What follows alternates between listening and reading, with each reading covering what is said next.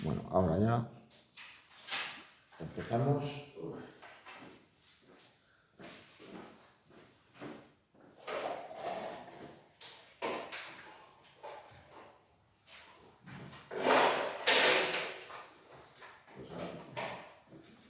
Prácticamente ya no me dan pilas.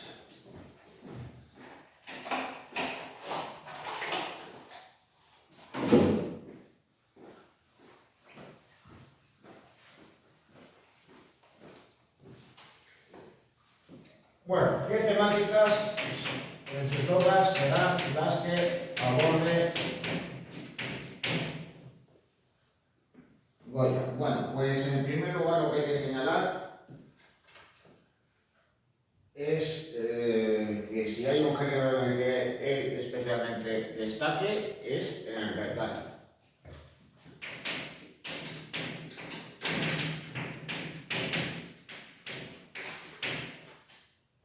Donde demuestra, digamos, mayores habilidades, capacidades.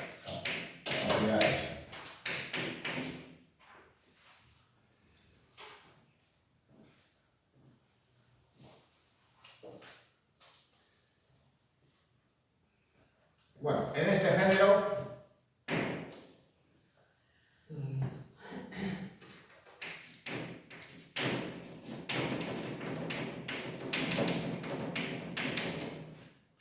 en primer lugar, ¿por qué va a destacar? ¿Por qué va a destacar como retratista? Pues en primer lugar por su verismo, por su realismo. No busca idealizar a aquellos que pasan delante de sus pinceles, ni siquiera los monarcas.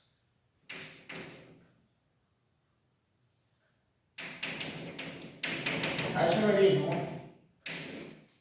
digamos que le suma otra cosa. Al fin y al cabo, en este género, su maestro, su principal referencia va a ser Velázquez, pero no solo digamos que no solo va a tratar de representar sin idealismo a aquellos que estén delante de él, cualesquiera sea su posición social, sino también a la hora de entrar dentro de la personalidad de los que posan ante él y tratar de plasmar su yo interior. Así que sus retratos en muchas ocasiones van a ser un ejercicio de introspección psicológica.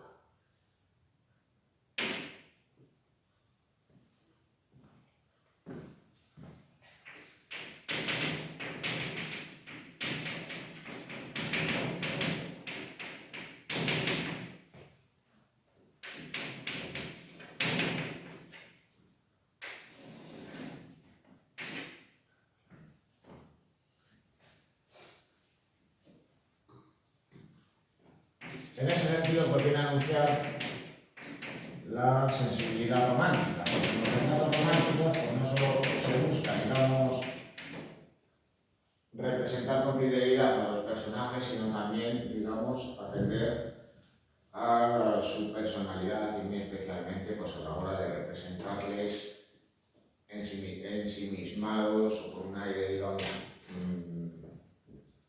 nostálgico o melancólico.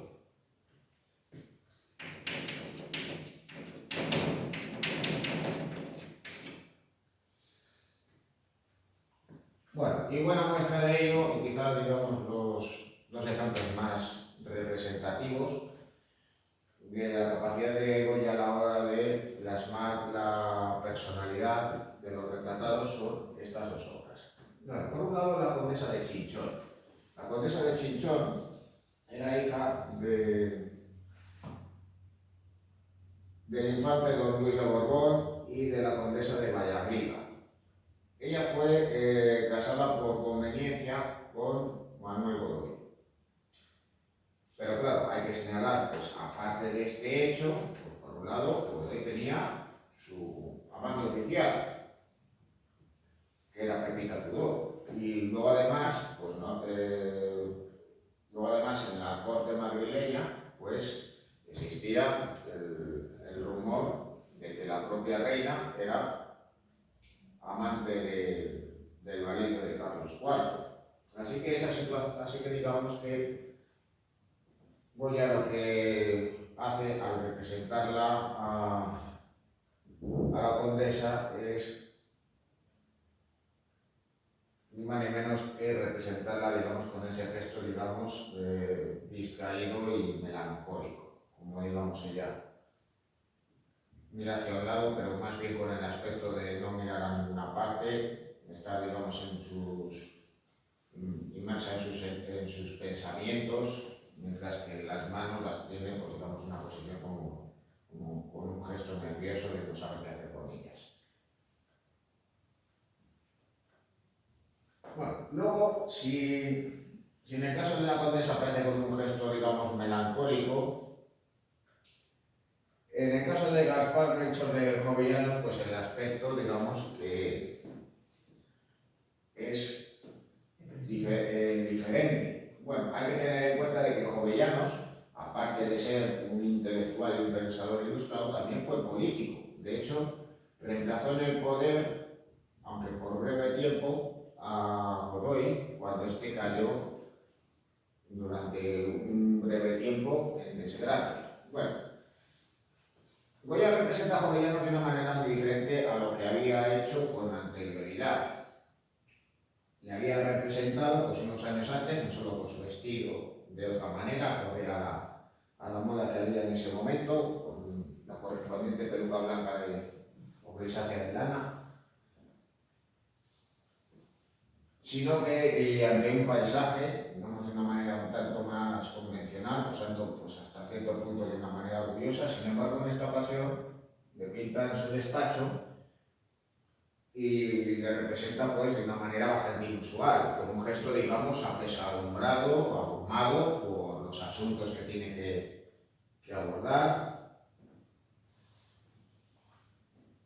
Así pues tiene una carta en la mano y ya os podéis imaginar que en el contenido de ella pues no hay una felicitación de cumpleaños, por lo que nos da a entender el artista.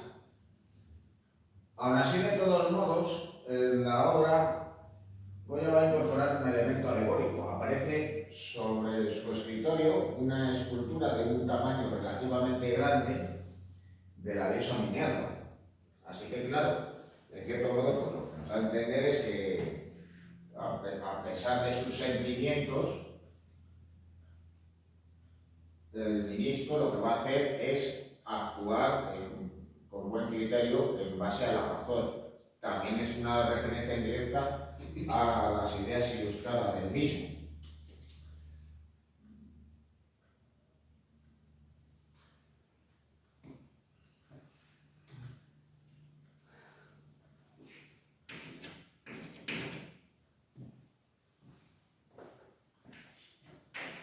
Y luego, por otro lado, Goya va a tratar de trascender el género. Va a tratar de que las obras sean algo más.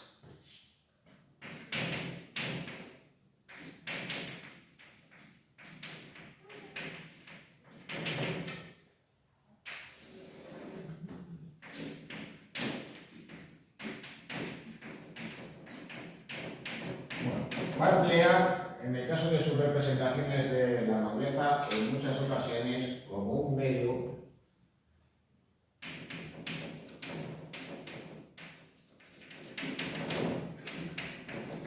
para ejercitar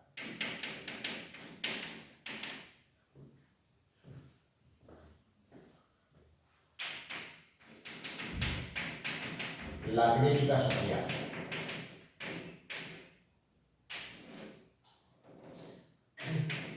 En especial hacia la nobleza.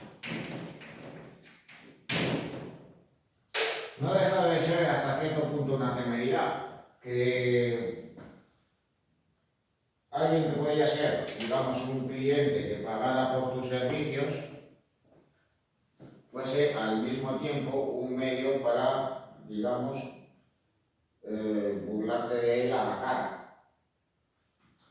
Pero bueno, de todos modos, en cierto modo, lo que hace Goya es recurrir a un convencionalismo que existía por aquel entonces para utilizarle a su favor. Bueno, ¿qué era lo que sucedía en ese momento? Pues que cuando se representaba a los miembros de la nobleza, muy frecuentemente estos eran representados tal y como se representaban los reyes en sus retratos oficiales, en los retratos de aparato. Y claro, pues estos van a aparecer con un gesto inexpresivo, sin transmitir sus sentimientos. Pero claro, pues Goya lo que va a hacer es representarles excesivamente rígidos, acompañados pues precisamente de todo el lujo que les rodeaba, con lo cual pues nos viene también a mostrar una suerte de contraste entre la posición económica y social en la que se encontraban y una suerte de ausencia de vida interior y de falta de sentimientos por otro. Bueno, naturalmente que de todos modos, pues no quiere decir que siempre que tenga delante a alguien que pertenezca a la nobleza o incluso la realeza actúe de la misma manera. Y luego, por otro lado, tampoco quiere decir que solamente vaya a ejercer la crítica social cuando trate de representar a miembros de la nobleza. Bueno, de todos modos, aquí tenéis delante a dos mujeres casadas con dos hombres que fueron muy importantes en la carrera artística de Goya, a las cuales las vamos a ver luego nuevamente retratadas. Se trata de la condesa de Vallabriga y la duquesa de Usura. Bueno, en el caso de la condesa de Vallabriga, pues hay que tener en cuenta de que aunque se había casado con el infante don Luis, ese matrimonio había sido morganático y además la condesa no era de sangre real y pertenecía a la llamada grandeza de España. Así que de todos modos, pues no deja de ser curioso, pero también hasta cierto punto lógico, la manera en la que va a representar a doña María Teresa de Vallabriga. Bueno, aunque aparece, digamos, con un gesto, digamos, serio, un tanto inexpresivo, no deja de ser muy curioso que la represente apoyada sobre una butaca. Es decir, que en vez de representarla sentada o simplemente de pie, pues la representa, digamos, de una manera pues un tanto casual o informal, fruto pues quizás de la confianza que pudiera haber entre el artista y la condesa.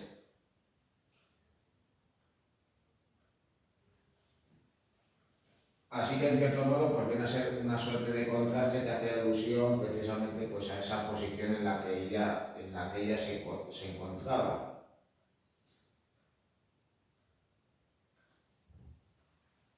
Luego también pues hay otro elemento un tanto curioso.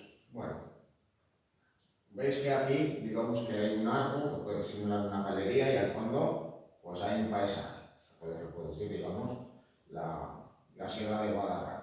Bueno, esto digamos que no sería algo tan extraño, pero podría ser también una referencia indirecta al lugar donde la condesa y su marido tenían su palacio, que era Boadilla del Monte. Ellos vivían alejados de Madrid por el expreso deseo del monarca. Literalmente, porque Carlos III no se quería encontrar con su hermano más que en las mínimas ocasiones posibles. Así que en cierto modo pues también viene a representar este retrato pues la situación en la que se encontraba de una manera pues un tanto sutil. En el caso, En el caso de la duquesa de Osuna, digamos que ahí ya guarda más relación con esas representaciones donde aparecen, digamos, esos miembros de la nobleza, aunque de todos modos pues aparece con un gesto un tanto sonriente, pero al fin y al cabo pues ella aparece, digamos, con una posición, digamos, un tanto rígida. A su vez, de todos modos, Goya, aunque ejecute sus obras rápido y emplee la pincelada suelta, pues eso no quiere decir que no represente las calidades de los objetos, que no se interese por ello. Y muy especialmente entre los miembros de la nobleza, pues va a tratar de recrear, digamos, todo el lujo de las vestimentas y de los complementos, como en el caso de la duquesa. Podéis ver el lujo de los encajes del vestido. También, digamos, también podemos reconocer, pues, el sombrero que le sirve como tocado, lo complejo que es. También lo laborioso de su peinado.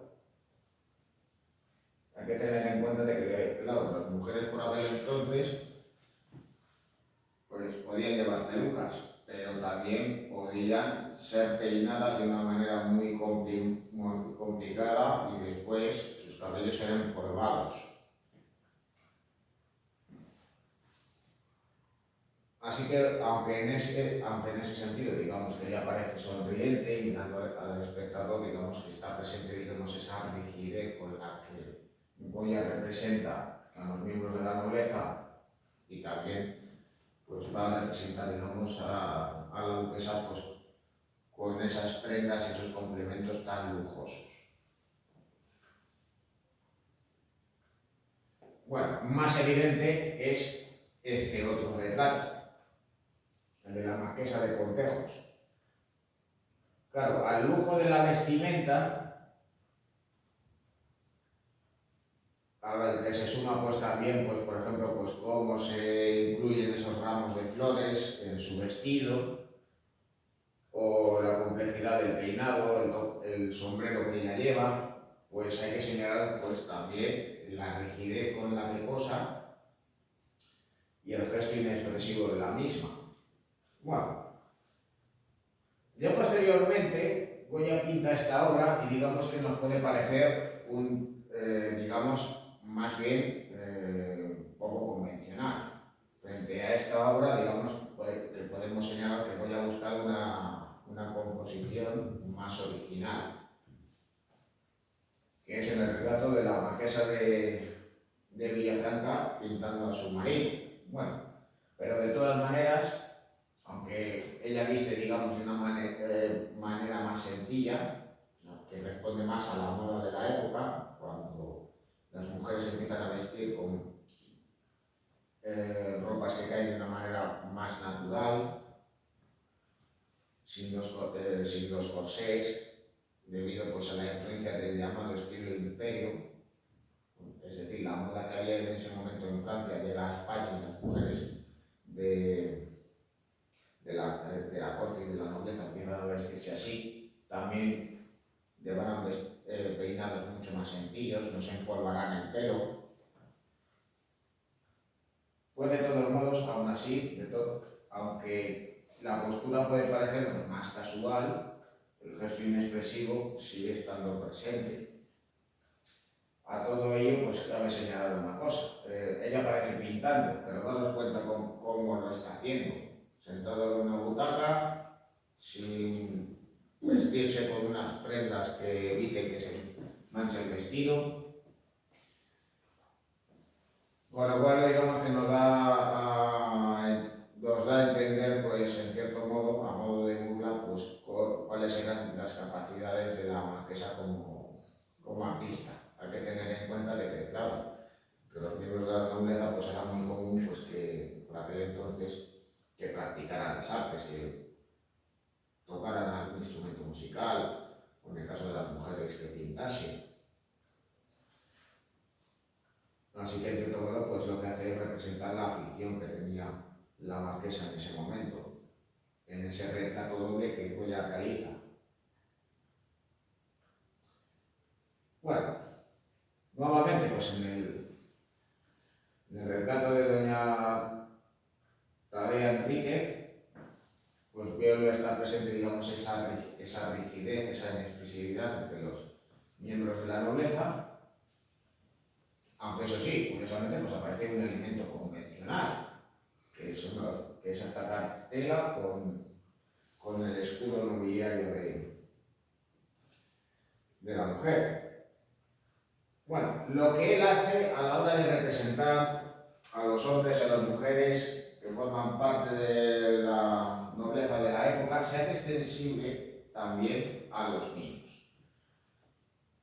Así que esa rigidez y esa inexpresividad está presente en el retrato de don Manuel Enrique Osorio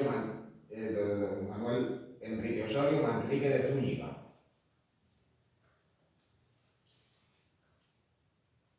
En este caso, daros cuenta cómo aparece cuando en realidad lo que está haciendo es jugar con el pájaro y los gatos.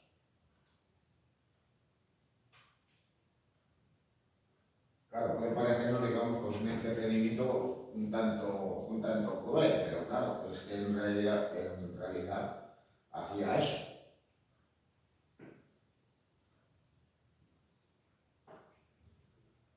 No habían inventado todavía los coches de juguete. Bueno, ni los coches a secas. Bueno,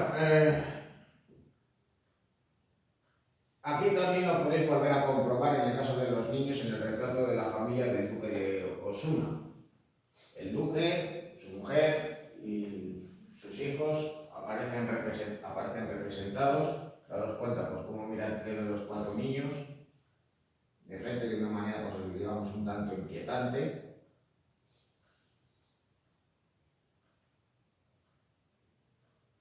Y claro, pues digamos que esa rigidez, digamos que es menos visible en el caso de los marqueses, digamos, pues el gesto de ligero afecto que tiene la marquesa hacia uno de sus hijos, aunque eso sí, por toda la parte de la mano, y en ese sentido, digamos que esa mano la tiene, digamos, más rígida, no la tiene, digamos, una posición natural, es decir, que la postura con la que sujeta la carta no es la misma que habéis visto en el retrato de Jovellanos.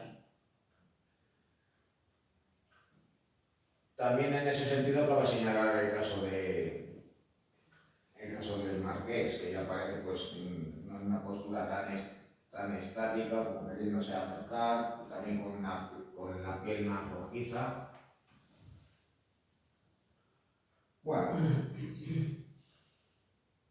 Bueno, decía lo de los coches de juguete, claro, los niños pudientes no jugaban con coches de juguete. Con carrozas. Jugaban pues con las carrozas o diligencias o con las calesas de la época. De categoría.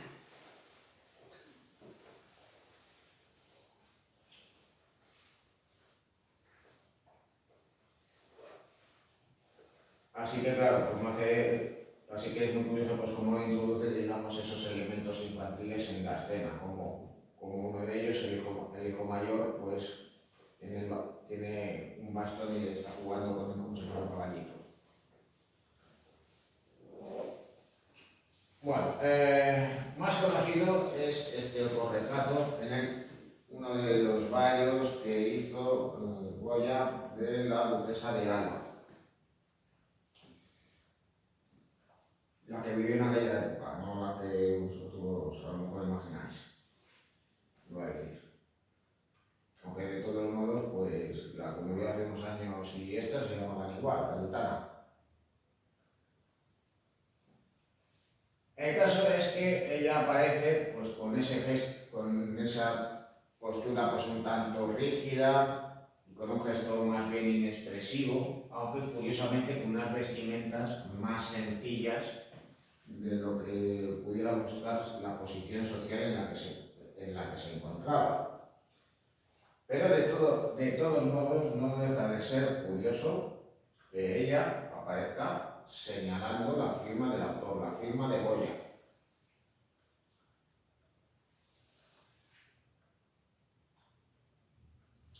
Bueno, si Goya era capaz de hacer eso con los miembros de la nobleza, pues digamos que no se va a echar para atrás en el caso a la hora de representar a los reyes y a la familia real.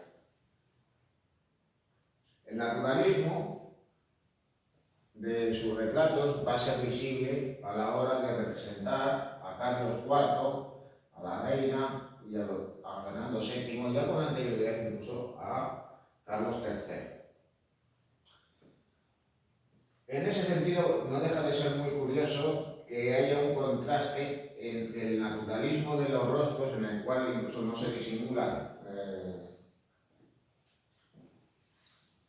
los rasgos físicos, digamos, más visibles, como incluso pudieran ser las arrugas, las verrugas, etcétera, etcétera,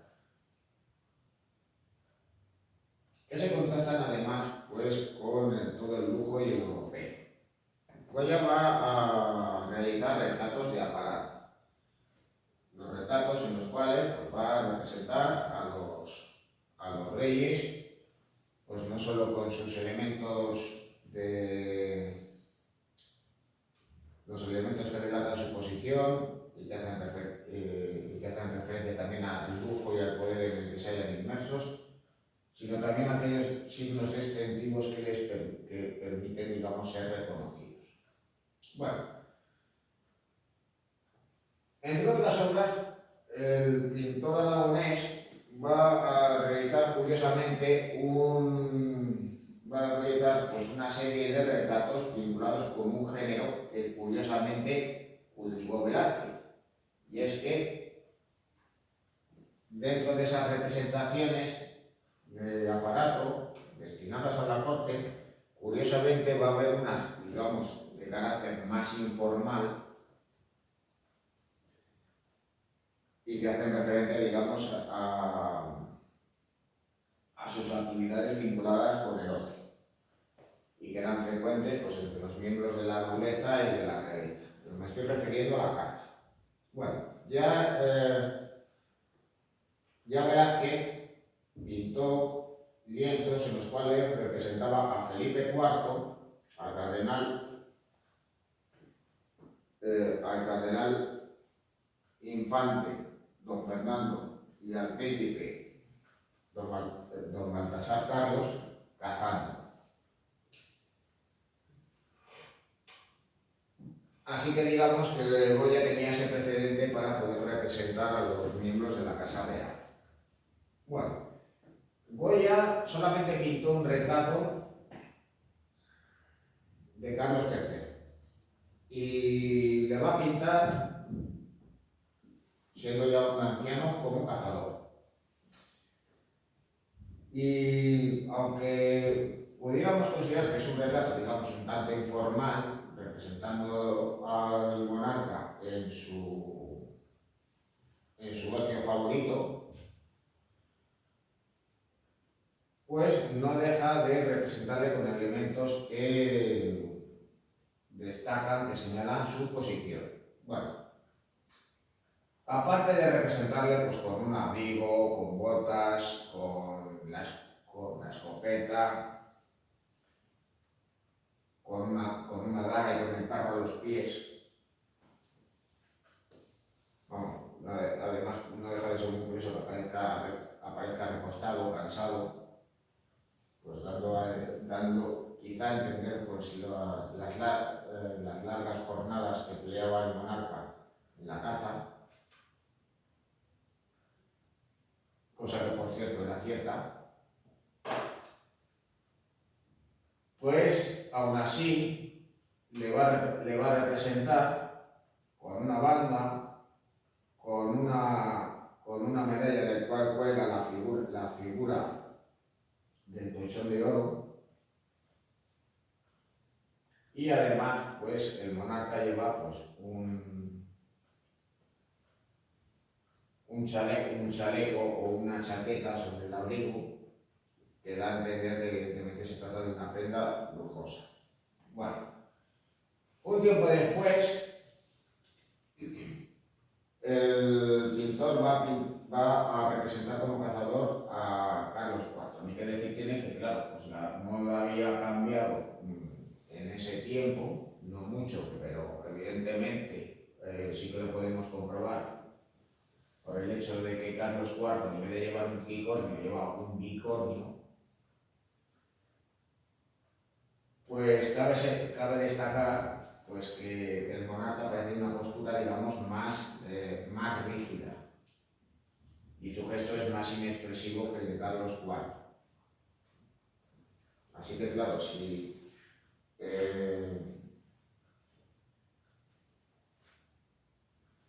Goya al padre le había representado, digamos, como un gesto pues, más bien alegre o bonachón, algo de todos modos habitual en los retratos de Carlos III, como que Goya no se sale de la norma, esto era algo habitual, por ejemplo, en los retratos de Mengs,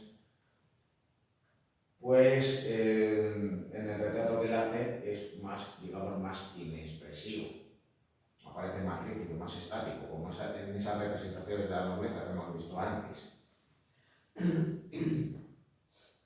Así que claro, pues, ¿qué nos puede decir, qué nos puede manifestar? Bueno, pues, aparte de que, claro, pues cuando va a representar al monarca, pues va a seguir, digamos, la misma técnica, los mismos recursos que había utilizado para representar a los miembros de la nobleza, también nos viene a dar a entender una cosa. ¿Y qué creéis que pasaba con Carlos IV? Que cuando practicaba la caza se la tomaba como una afición o que se la tomaba más como una obligación. Pues según su gusto, que tú digas. Bueno, quizás estamos aventurando mucho, pero podemos pensar quizá lo segundo. Porque, claro, los reyes de la época salían a cazar. Carlos III lo hacía. Federico el Grande de Prusia también. Y Carlos IV lo hacía también. Pero claro, era una de las cosas que él como monarca y como cabeza de la corte, digamos, tenía que hacer.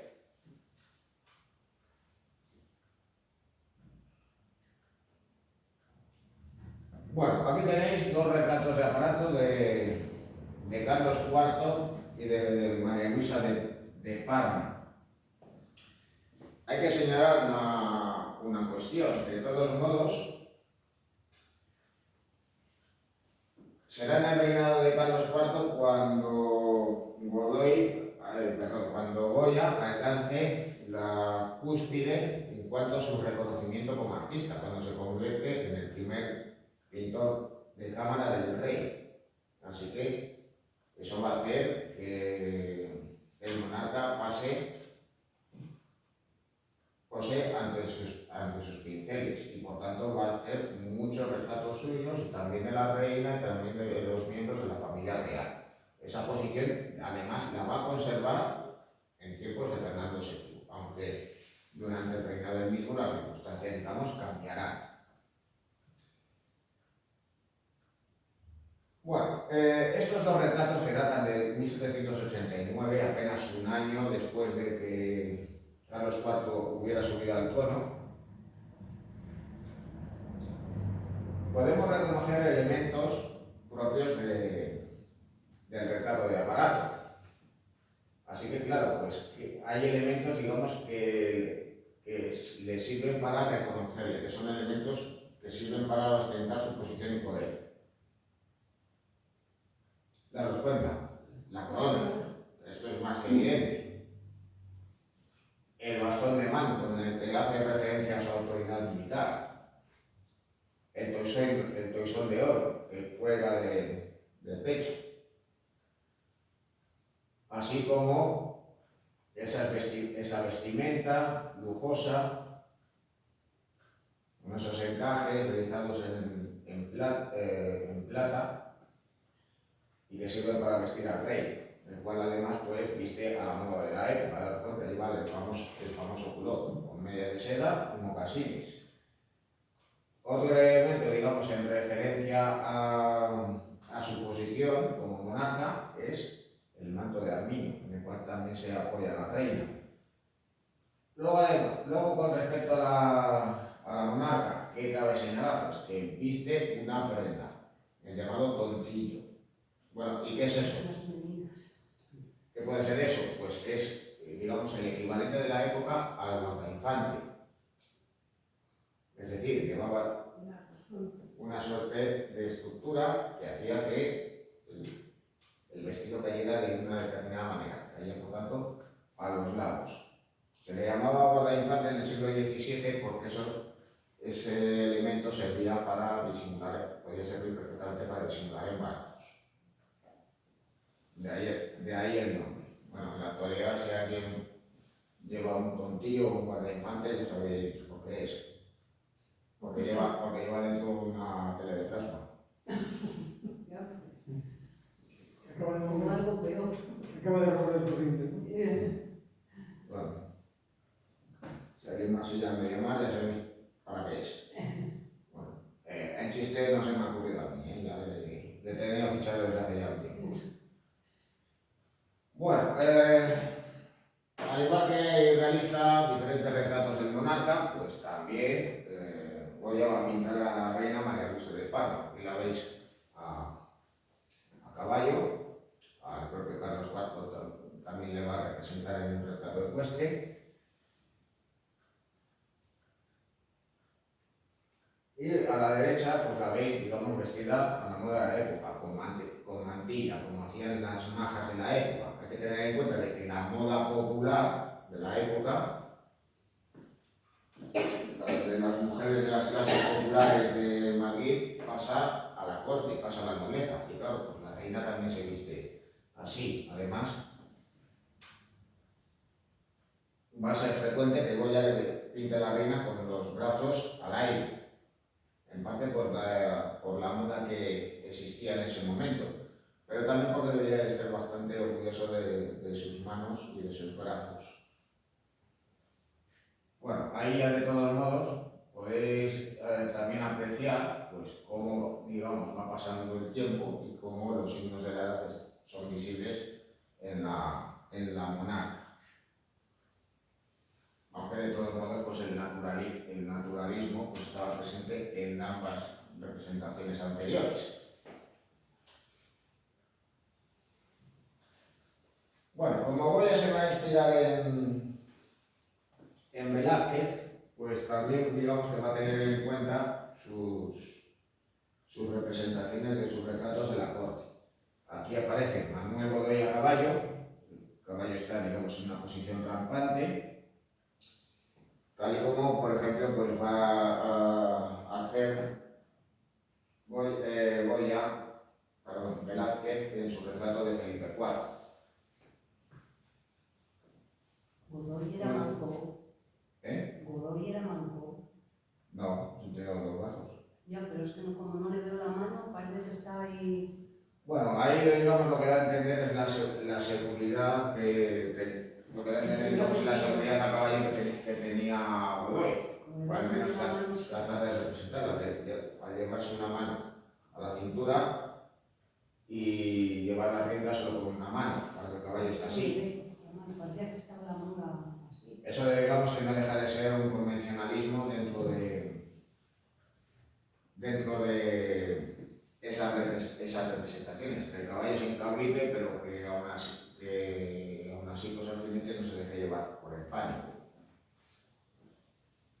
Bueno, digamos con un aire digamos, más sereno está la representación del propio monarca a caballo, que igual pues aparece además pues, vestido con una banda y con el tesón de oro y con diferentes medallas.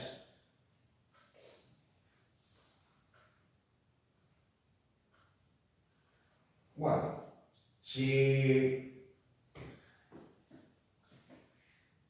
Goya pintó a caballo a Carlos IV, a la reina María Luisa y también a Godoy, pues evidentemente también lo hará con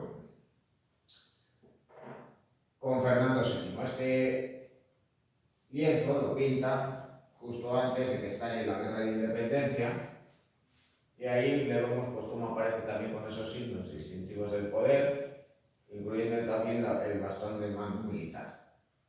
Bueno, ya posteriormente, cuando Fernando VII regresa a España, pinta este retrato.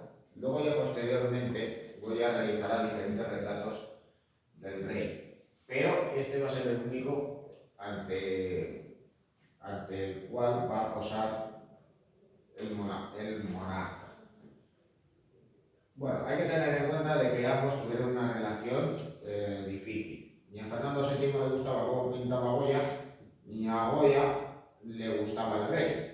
Pero de todos modos, Fernando VII va a mantener la posición del pintor y va a seguir siendo el primer pintor de cámara del rey.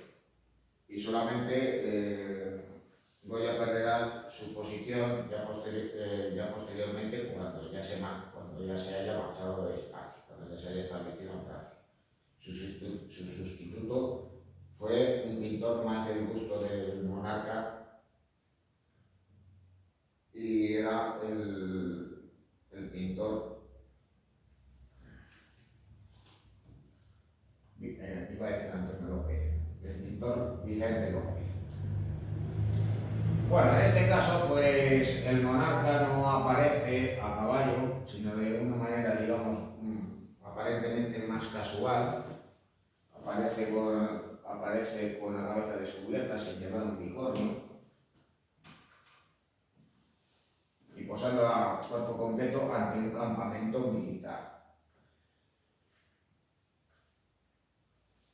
que en cierto modo pues, podía hacer referencia a su regreso a España, la visita a unas copas, o a su posible, digamos, condición como un posible militar competente. Bueno.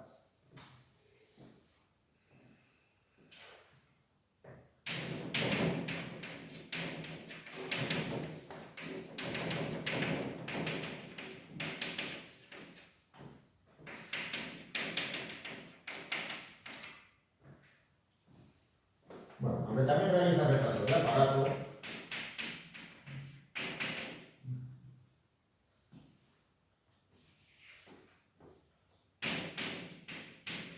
Goya recurrirá a representaciones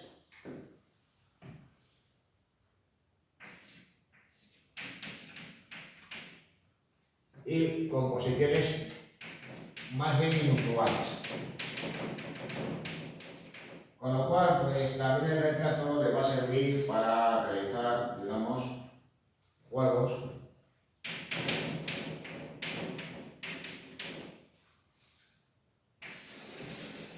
que buscan, digamos, ampliar el significado de la obra. Y buscando también, digamos, una mayor originalidad, es decir, que frente a otras representaciones pues, más convencionales en base a los modelos de la época, con retratos a medio cuerpo, a cuerpo completo, ante un fondo neutro, o ante un paisaje, etcétera, etcétera, pues Goya, digamos, va a tratar de buscar, digamos, esos medios va a buscar, digamos, otras fórmulas menos convencionales a la hora de realizar retratos. Bueno, en el caso de la duquesa de Alba, pues no solo pues, la retrató como la hemos visto antes, sino también, pues curiosamente, la va a representar de otras maneras menos convencionales. ¿Eso qué se podía deber? Bueno, pues se ha especulado mucho sobre si ella y el pintor fueron amantes, o si ella fue objeto de deseo del pintor. En el caso de todos modos,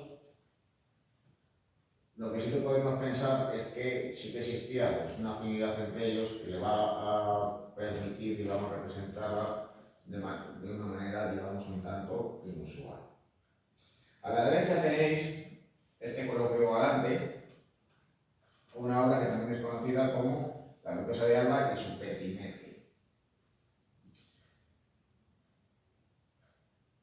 ¿Qué es lo que hace? Pues representa una escena de galantería, pues que nos puede hacer pensar también en los modelos de la pintura rococó, pero de todos modos, al representar a la mujer con los rasgos de la duquesa de Alba, ¿qué podemos pensar? Pues aquí, digamos, podría representar, digamos, ese joven que, digamos, está galanteando a la mujer. Pues desde luego a su marido no. Podemos pensar que es una representación pues, un tanto idealizada del propio Goya. Luego allá a la izquierda aparece este retrato de pequeño formato, muy curioso, en el cual curiosamente la duquesa aparece de espaldas en una escena pues, un tanto inusual, más propia de una pintura costumbrista, en la cual ella aparece acercándole un amuleto a la llamada beata, a una de sus áreas o criadas. Esta, digamos que se echa para atrás, blandiendo además un crucifijo en la mano, en una escena, digamos, un tanto cómica e informal, y digamos en un tono muy diferente del retrato que hemos visto antes. Bueno, otro de sus retratos más originales es este, el retrato de la familia del infante don Luis de Borbón. Hay que tener en cuenta de que Goya, imitando a Velázquez en Las Meninas, se va a autorretratar en esta obra. También es un recurso que empleará en otros lienzos, aunque de todos modos en esta ocasión, en vez de colocarse por detrás de la escena, se va a poner por delante, en una postura, digamos, un tanto inusual. Aparece sentado casi en el suelo, mientras está, digamos, tratando de pintar la escena. Aquí, curiosamente, pues los miembros de la familia del infante y su séquito de la corte pues van a aparecer en una situación, digamos, bastante casual, una escena, digamos, cotidiana en la vida del infante en su palacio. Él aparece jugando a las cartas y ella aparece con un matiz mientras la están peinando y cortando el pelo. Bueno, aparte de que Goya va a recurrir a elementos propios del barroco, como el empleo de un cortinaje en la parte posterior, digamos también pues para también evitar sacar elementos secundarios en la composición, o la representación de este criado que mira al espectador y que busca, digamos, la complicidad en un espacio, digamos, secundario de la escena, pues hay que señalar también una cosa, y es que el infante y su hijo mayor aparecen de perfil. Y claro, pues, ¿a quiénes se representaba de perfil en las medallas y monedas de la época? A los reyes. Así que claro, Goya va a representar de esa manera al infante como una manera de reivindicar su posición y su derecho al trono. Hay que tener en cuenta de que él vivía una especie de exilio y claro, pues él de todos modos buscaba reafirmarse personalmente. Y en el caso de esta pintura pues incluía también este elemento que buscaba también, por medio de esta representación, reafirmar sus intenciones.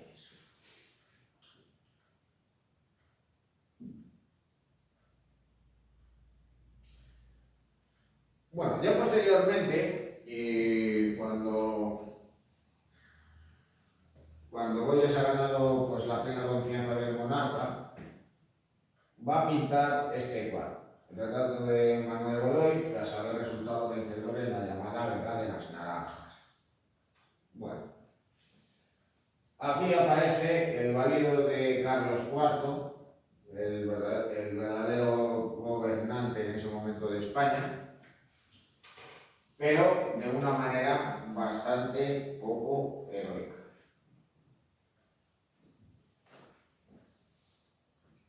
Es decir, que en vez de representarle comandando un ejército o apareciendo victorioso a caballo, pues aparece recostado sobre un asiento en una postura, digamos, poco elegante, por decirlo de alguna manera, es decir, aparece recostado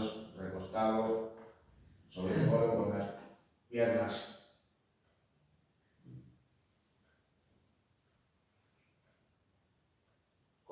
sin cruzar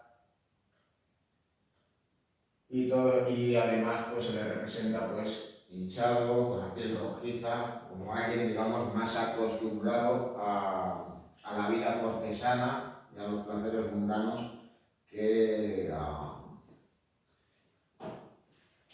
luchar y a combatir con un ejército. Luego además él aparece pues, mirando de una manera, digamos, hasta libidinosa la bandera de Portugal, que ocupa todo el extremo del lienzo, dando a entender, por tanto, Godoy las ambiciones del personaje, es decir, que pese a haber alcanzado esa posición tan elevada, habiendo sido pues, inicialmente pues, un miembro de la baja nobleza y un miembro de la Guardia de Corps del rey, pues aún así, digamos que las ambiciones que tenía eran todavía mayores. Y luego, por si fuera poco, pues daros cuenta cómo aparece el propio Godoy. Aparece sujetando el bastón con las piernas, lo cual, pues, de todos modos, pues aquí nos puede hacer mención.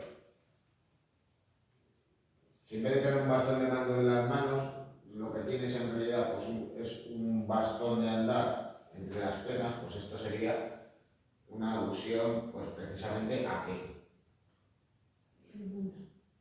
¿A que ella no manda? ¿O a la reina? Él no manda ¿Ella ya. no manda? No. Pues hace relación pues, precisamente a sus habilidades o capacidades sexuales y en alusión, digamos, indirecta a los méritos que ha tenido él para llegar al poder. Porque claro, si lo tiene así entre las piernas y está derecho, pues ya podéis imaginar que pudiera simbolizar. Yo no lo voy a decir porque me estoy grabando, que a lo mejor me olvido del vídeo. Pero bueno, ya podéis, bueno, que es igual. Que es igual, hace referencia pues precisamente eso y a sus órganos Ya lo hemos sexuales. entendido. Anda, que para ver un cuadro hay que ver tanta cosa. Bueno, Es difícil porque no lo explicas, si no, hay cosas que no las entendemos, no lo vemos, vamos. En un cuadro, yo veo que es bonito, Bueno. mucho colorido, mucho todo, pero nada más. bueno, y luego, y de todos modos no penséis que es un cuadro de formato pequeño, ni muchísimo menos. Es enorme. Es un cuadro que tiene un tamaño importante. No dejaba de ser pues, un encargo realizado por la corte. Bueno, de ahí, digamos, la habilidad que tiene Goya, digamos, para trascender el género y tratar de buscar, mediante esos recursos tan originales, dar a entender pues, la propia personalidad del retratado y jugar también, digamos, con los dobles sentidos. Bueno, desde luego que Goya, una vez instalado en Madrid y sobre todo cuando va mejorando su posición en la corte, pues delante de él pues, va a ir pasando pues, lo más granado de la sociedad de la época. Pero también hay que tener en cuenta una cosa, que no solo va a pintar a personajes poderosos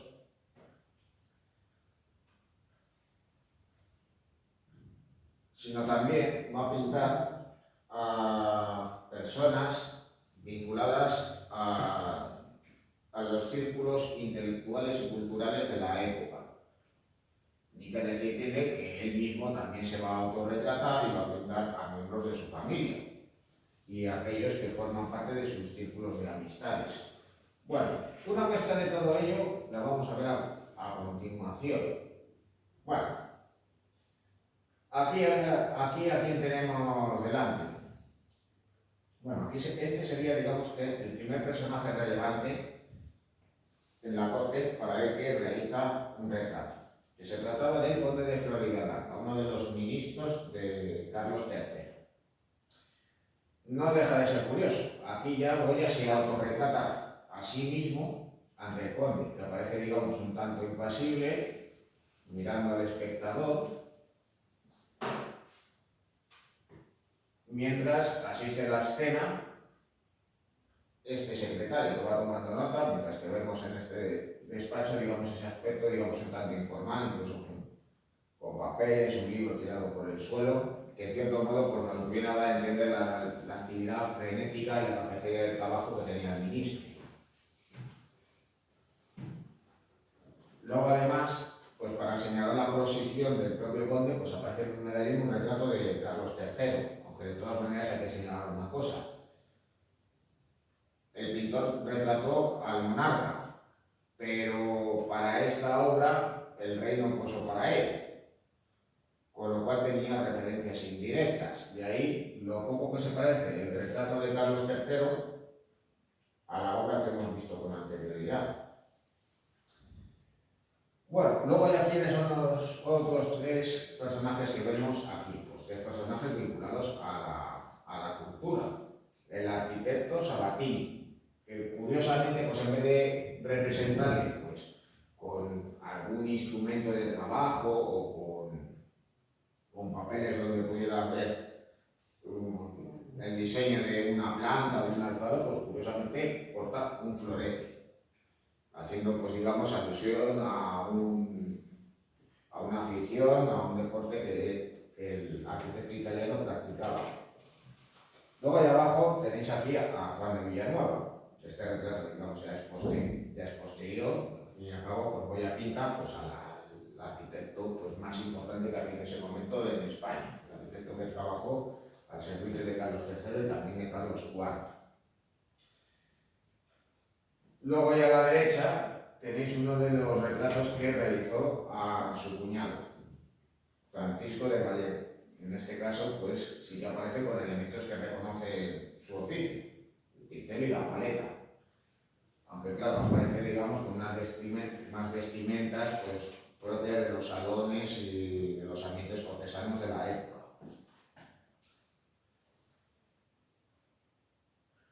Bueno, más retratos que realizó Goya, aquí tenéis el conde de Cabarrús. De todos modos, si no recuerdo mal, pues fue el creador del Banco de San Carlos, el que luego será el Banco de España. No sé si también fue el que creó la peseta. A su lado tenéis a Ventura Rodríguez, el cual porta un plano.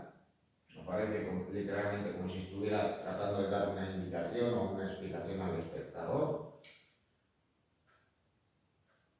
Luego aquí abajo a la izquierda tenéis uno de los retratos que él realizaría de uno de sus amigos personales, Martín Zapatero. Bueno, cuando visteis el documental el otro día le llamaron Martín Zapatero. A lo mejor sería una mala traducción del nombre en el doblaje del mismo. Aquí tenéis a Ceán Bermúdez, digamos ya en una pose pues un tanto informal o casual, o ya más propio de los cambios del gusto de la época. A los retratados, digamos que les empieza a gustar no aparecer de una manera tan rígida, sino con un aire, digamos, un tanto más casual. De ahí que aparezca, digamos, más bien recostado y con unas piernas, digamos, a medio cruzar. ¿Quién es este Julio? Este señor Bermúdez que... Ahora mismo no lo sé. Que si era pintor o era... No sé decirte ahora. Pero pues sí, sí que es posible que formara parte de los círculos ilustrados de la época, pero no sé decirte exactamente quién era. Bueno, en cambio sí que lo puedo decir de estatuas retratadas. La Tirana. La Tirana era una actriz de la época y en este retrato pues la representa de esa guisa, con el brazo en jarra, con un gesto más bien antiguo, que claro, puede hacer referencia a su apodo. Pero claro, también hay que tener en cuenta una cosa, y es que en cierto modo era una manera de reivindicarse y reafirmarse personalmente, porque por aquel entonces los actores y actrices estaban muy mal vistos socialmente.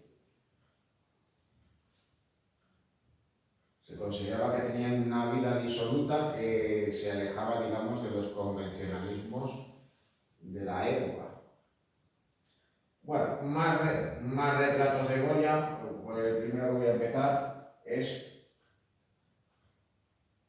el de Asensio Juliá, o Asensio Juliá. Se trataba de un colega pintor y en este caso, pues Goya, pues como le va a representar es de una manera, digamos, un tanto casual.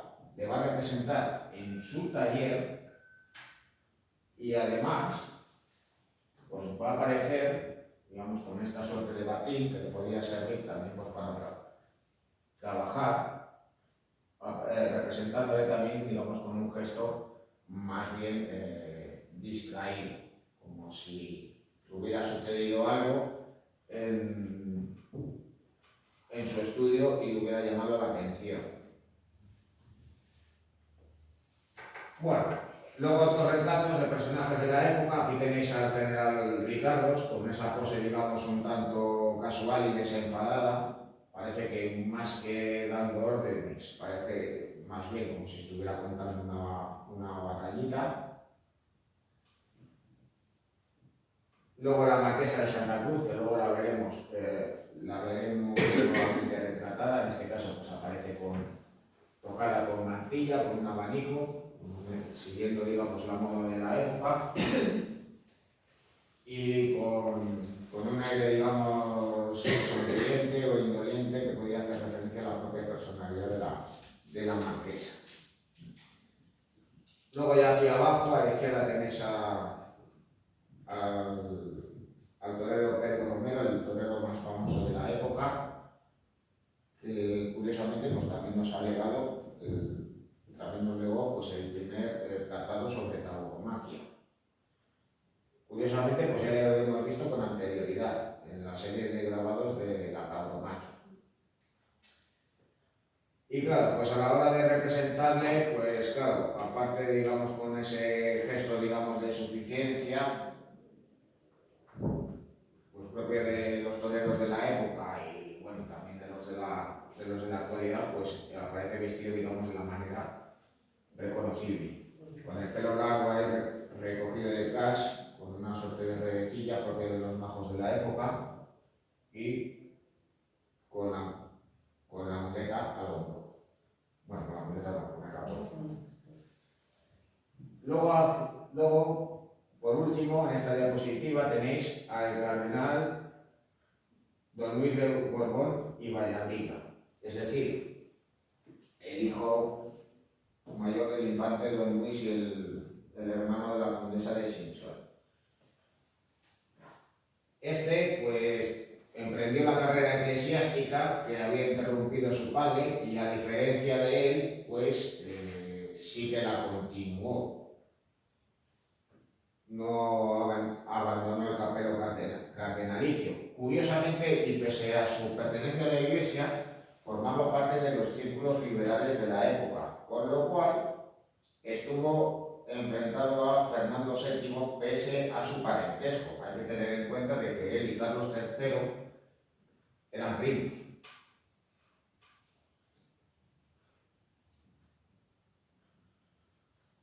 Bueno, que voy a representarse a la duquesa de Alba, pues también implicaba que evidentemente también iba a representar al duque de Alba, a José Álvarez de Toledo.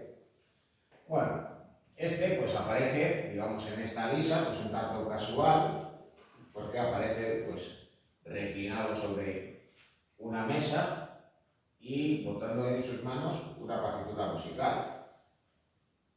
Así que claro, pues en cierto modo pues también era un recurso que existía en la época en la que servía para manifestar los gustos e intereses de los miembros de la nobleza. En este caso, pues su inclinación hacia las artes. Otro retrato de la duquesa de Alba es este, que en este caso aparece mirando fijamente al espectador, vistiendo la moda de la época con la correspondiente mantilla y señalando lo que está escrito en el suelo, solo Goya. Por lo cual pues vendría a ser, digamos, esa alusión a los posibles amoríos que hubo entre la duquesa de Alba y el pintor.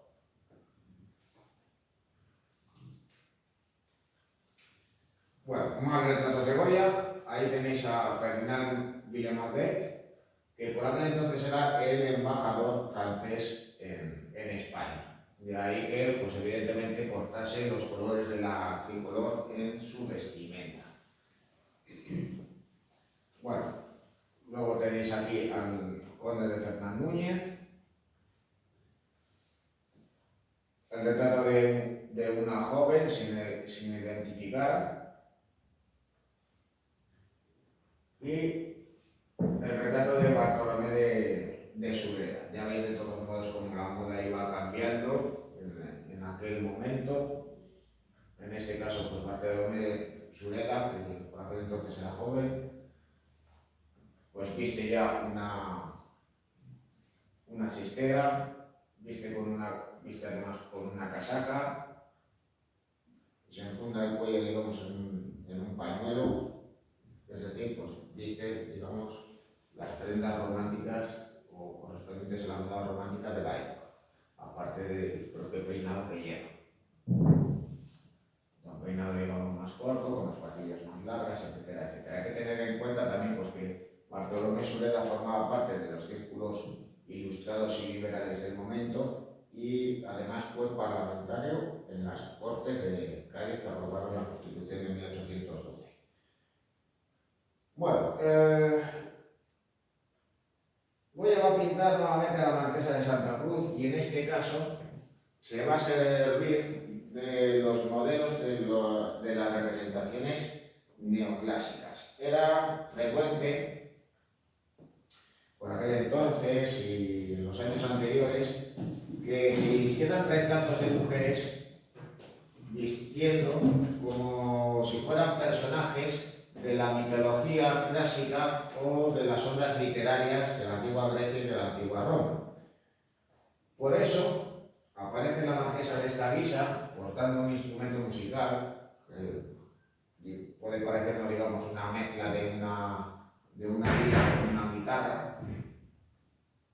Yo no sé exactamente qué es eso, o si es un instrumento real. Aparece con un tocado que lleva hojas de parra y uvas, y aparece con estas prendas que parecen más, digamos, parecen más bien más que un vestido a la moda de la época, pues casi más unas prendas de andar por casa, como si fuera casi una prenda interior. Y claro, pues al aparecer la marquesa en esta postura, reclinada en este butaco como si fuera un triclinio romano. Pues hace una ilusión, digamos, a esos modelos neoclásicos, pero claro, ¿qué nos puede dar a entender Goya con esta obra? Pues quizá, digamos, el carácter disoluto y libertino de la marquesa.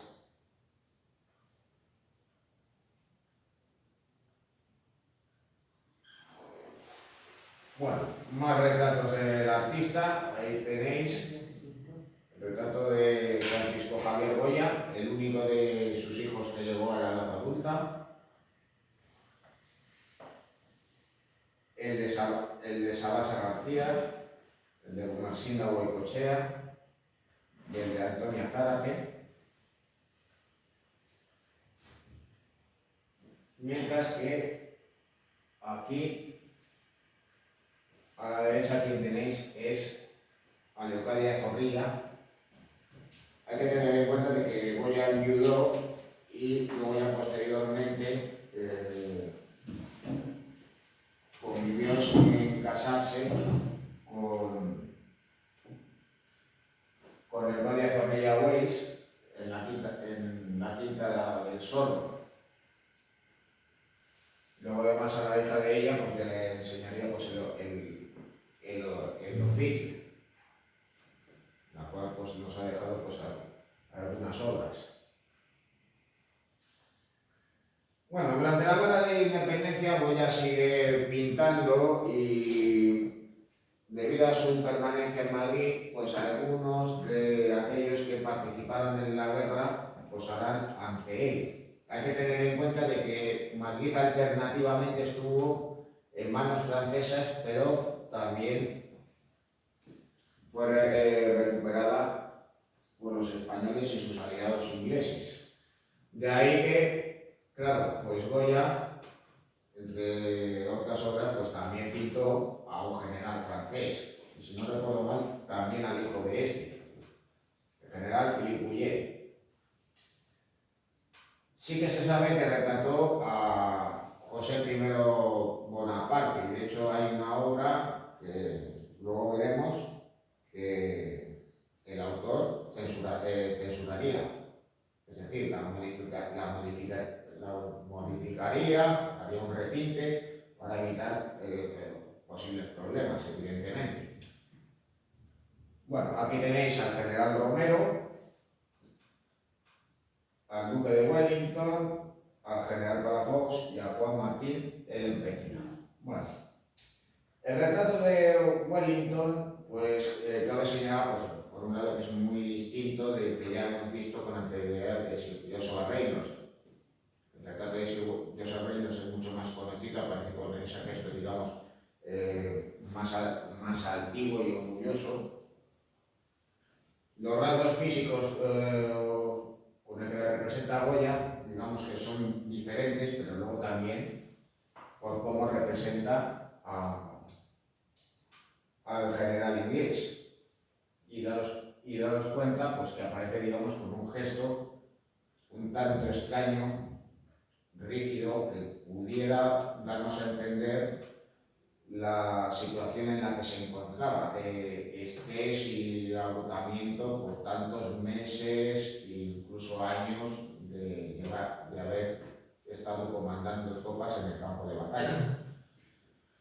Bueno, a Palafox le retrata ya por 1814, porque el general que había defendido Zaragoza durante 2 asedios, pues finalmente acabó siendo prisionero de los franceses. Así que, claro, hasta que no pudo regresar nuevamente a España, pues no pudo ser retratado.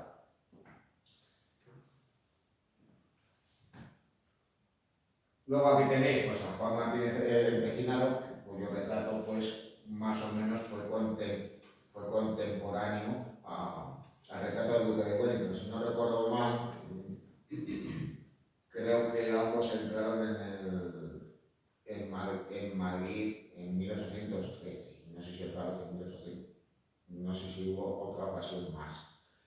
Pero luego ya digo que posteriormente el famoso guerrillero pues salía ante los pinceles de Goya, ya con el uniforme militar que identificaba como brigadier.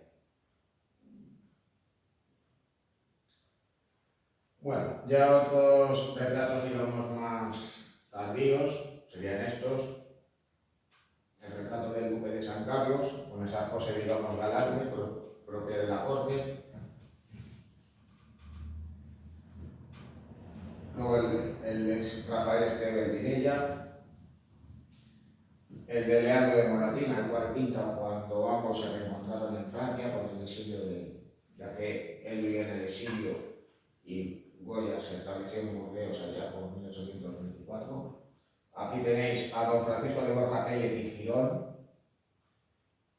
que era por aquel entonces el duque de Osuna, es decir, que era uno de los niños que estaban presentes presentes en el retrato que visteis con anterioridad. Claro, ya podéis observar que, claro, el gusto de los clientes había cambiado por aquel entonces. El duque aparece, digamos, con un gesto más casual, como si un criado le hubiera llevado una carta y él pues se hubiera bajado del caballo y se hubiera puesto a leerla. Pero claro, aparece, digamos, con un gesto, digamos, circunspecto, inexpresivo, sin que nosotros, digamos, podamos pensar qué estaba pensando o qué sentimientos él tenía. Y bueno, y luego aquí tenéis el retrato de Juan Bautista de Munguiro, pues uno de sus últimos retratos, una de sus últimas obras.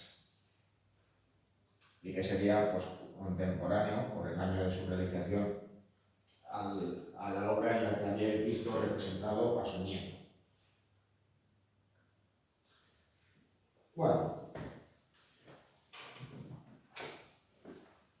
aunque la obra religiosa de Goya no es tan conocida, con la salvedad de los frescos de San Antonio de la Florida, lo cierto es que realizó una importante producción en dicho género.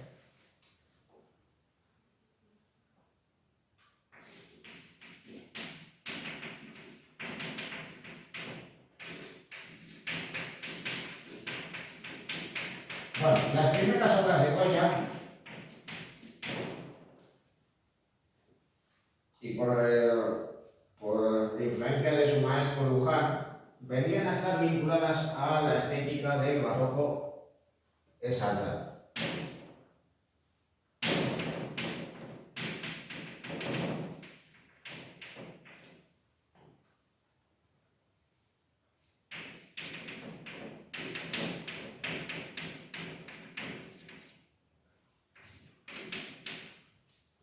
Y digamos que los ejemplos por excelencia de estas obras serían los frescos de la Basílica del Pilar de Zaragoza, las pinturas de la Cartuja del Aula Dei, por su modificación posterior y por el carácter diferente y singular que tienen, digamos que estarían más alejados de estos modelos.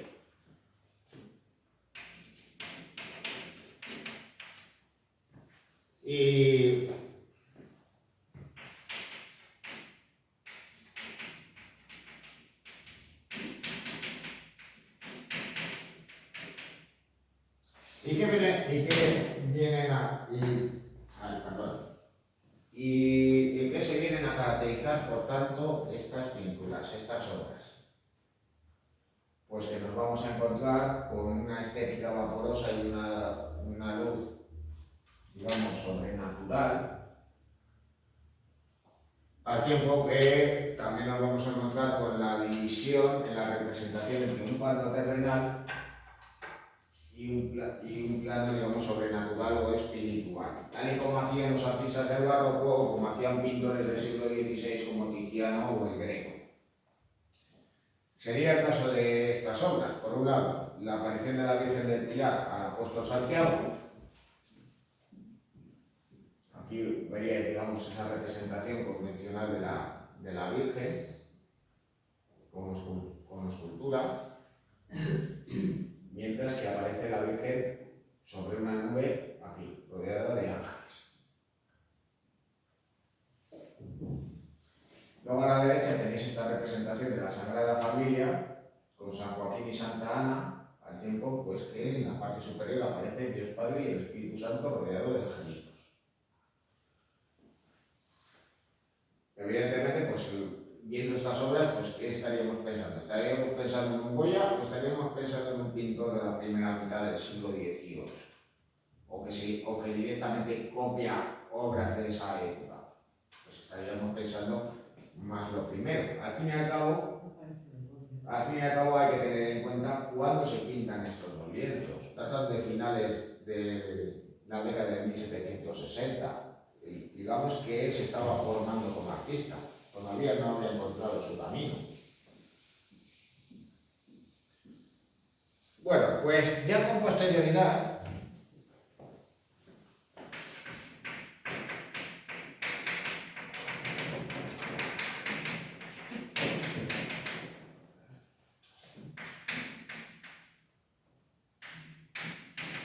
digamos que el artista se va a moldar a lo que le piden sus clientes y pocas veces digamos que se va a salir de la norma.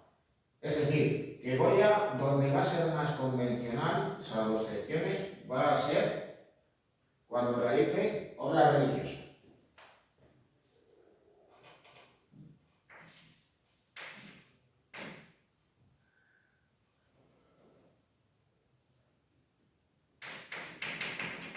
Así que a los convencionalismos iconográficos se van a sumar también pues unos rasgos de estilo que hacen que estas obras sean menos personales.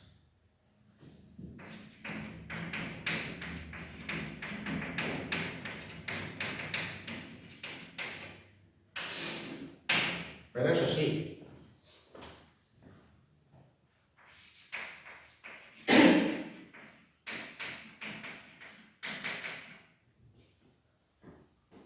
en unas ocasiones voy a recurrir a tipos populares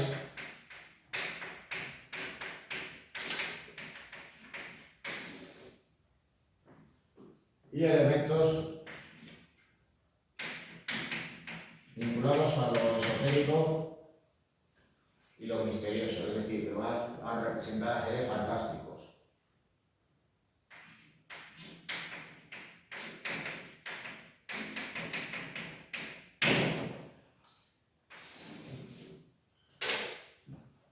Bueno, aquí tenéis los tres lienzos que se encuentran en el monasterio de San Joaquín y Santa Ana de Valladolid. Digamos que en estas obras se va a inspirar más en esos modelos convencionales y va a recurrir a un estilo más dibujístico, no va a emplear una pincelada más suelta, apenas digamos reconocemos los trazos de su manera de dibujar o de pintar, que serían la muerte de San José, Santa Lucarda y San Bernardo y San Roberto.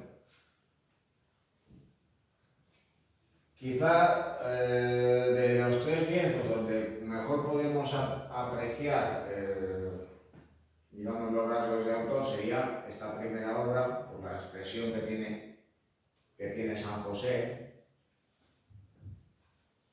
en la que de todos modos digamos que busca una mayor expresividad, representar digamos a un agonizante. Bueno, otras obras religiosas realizadas con anterioridad serían estas tres, esta crucifixión, que en buena medida pues, viene a inspirarse en los modelos del barroco, la Inmaculada Concepción, que al fin y al cabo pues, la iconografía que toma pues, no deja de ser pues, muy semejante a la que existía en el tiempo en el siglo XVII y que habían establecido Alonso Cano y Murillo, y el sermón de San Bernardino de Siena. Bueno, más original es esta obra que en cierto modo parece que anuncia por dónde van a ir los derroteros posteriores de su obra. San Francisco de Borja y el Moribundo. Bueno, de todos modos hay que llamar curiosamente la atención de un aspecto muy curioso en este lienzo. No deja de ser bastante particular que Goya realizase una obra en la que representa a un santo de la Compañía de Jesús cuando dicha orden religiosa había sido expulsada de España y sus miembros se encontraban exiliados. Bueno, en este caso, Goya va a representar a San Francisco de Borja asistiendo a un moribundo ante el cual está exorcizando a los demonios que le acosan. Ahí aparecen, digamos, esas figuras fantasmagóricas y fantasiosas que en cierto modo vienen a anunciar la presencia de esos elementos en otras obras posteriores. Es decir, que no deja de ser curioso que esos elementos que están presentes en sus representaciones, digamos, de ambientes ocultos y misteriosos y vinculados a la brujería, estén presentes en una obra relativamente temprana de temática religiosa. Bueno, ya posteriormente realiza otras obras religiosas como este San Gregorio, el Prendimiento de Cristo y Santa Lucía, la cual originalmente aparece de espaldas y cortando los ojos.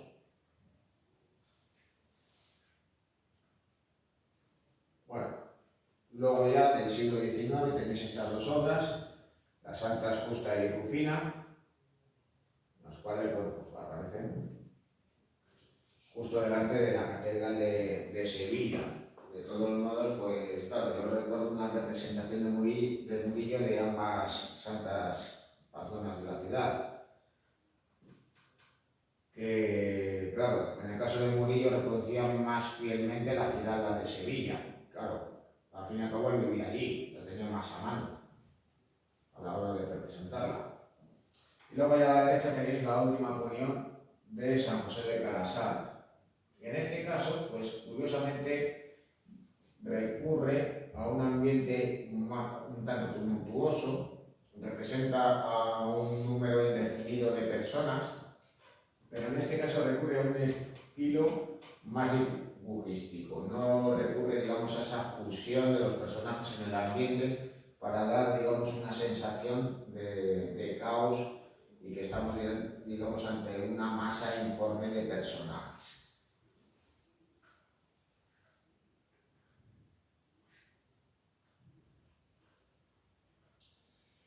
Bueno, sobre la pintura,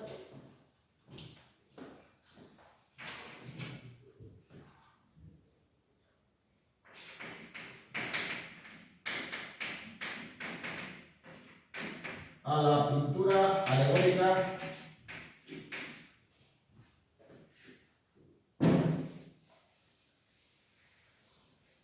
y mitológica. Pues cabe decir que su producción es escasa y que además estaba alejada de los intereses del pintor.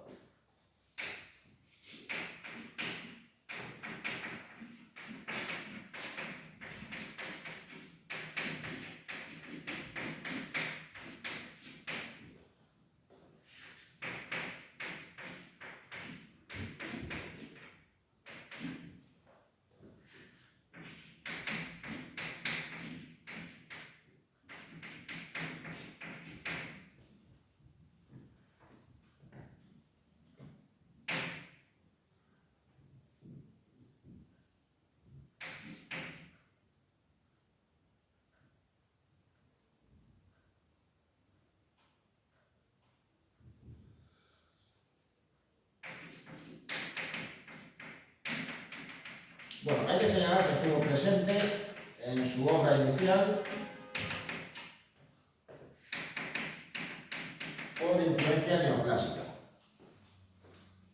pero esta temática la va a ir abandonando.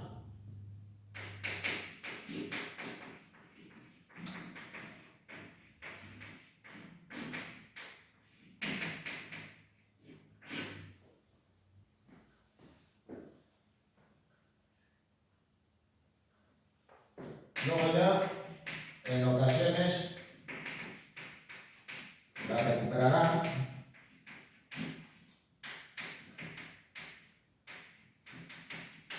como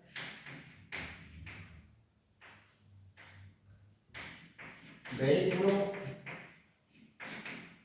de sus opiniones políticas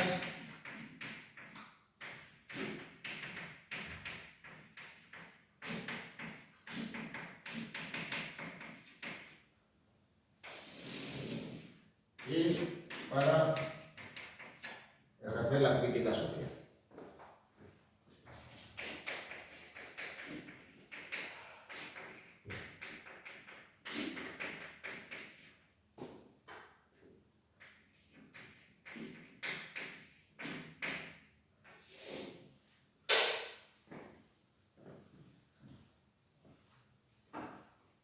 Bueno, ejemplos de estas obras tenéis, pues una de sus obras iniciales, El sacrificio de Vesta.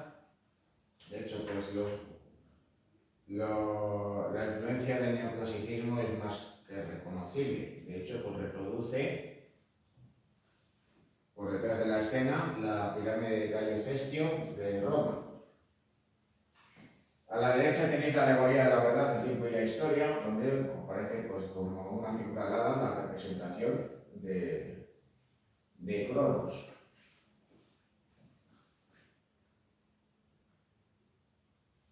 Es decir, del dios Cronos, el dios del tiempo, es decir, Saturno. Nuevamente vuelve a representarle en esta obra evidentemente satírica. En el tiempo, pues representa a dos ancianas que se visten, que se engalanan como dos majas de la época, haciendo una sátira pues precisamente de las mujeres de dicha edad que tratan de aparentar lo que no son, es decir, jóvenes.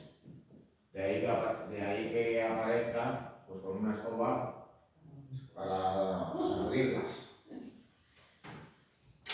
Luego a la izquierda tenéis esta obra alegórica, Alegoría de Madrid. Bueno, hay que llamar la atención sobre una cosa. Aquí aparece 2 de mayo. En la parte inferior lo que aparece es el escudo de la ciudad. Pero bueno, ¿qué era lo que sucedía con este lienzo que data de 1810? Pues si lo pintó en ese año y José I estaba por aquel entonces en Madrid, pues si ponía esta inscripción, pues eso para él era un problema. Pero claro, eso en 1810 no pasó, porque ¿qué era lo que aparecía aquí? En realidad era un retrato del monarca, era un retrato de José Bonaparte. Claro, cuando los franceses son derrotados y se marchan, pues Goya, ¿qué es lo que va a hacer? Pues modificar la obra. Y por eso lo que aparece aquí es esta inscripción. Bueno, aquí tenéis ya pues, el siguiente apartado en referencia a la temática histórica. Lo vamos a dejar aquí porque os tengo que comentar una cosa antes de que nos marchemos, ¿vale?